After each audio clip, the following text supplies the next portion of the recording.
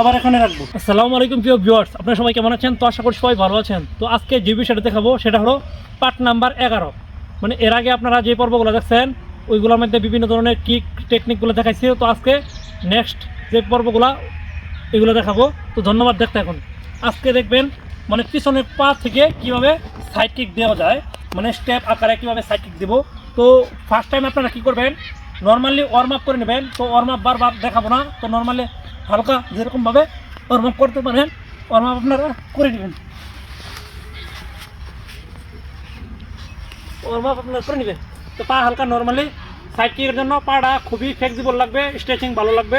তো পায়ের স্ট্রেচিং করে নেবেন, সেম হালকা হালকা হালকা স্ট্রেচিং করে নেবেন আপনারা এরকম এরকম করে নেবেন।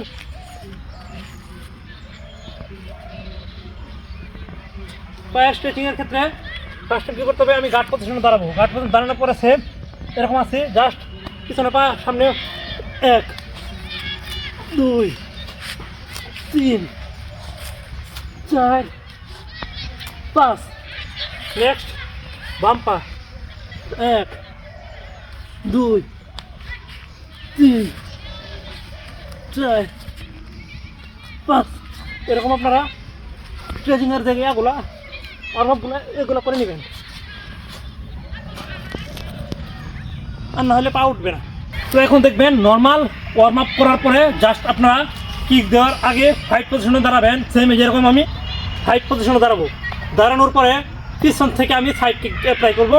যেমন আমি দাঁড়ানোর পরে হালকা এরকমভাবে পা আমি উঠাবো, সেম যেরকমভাবে।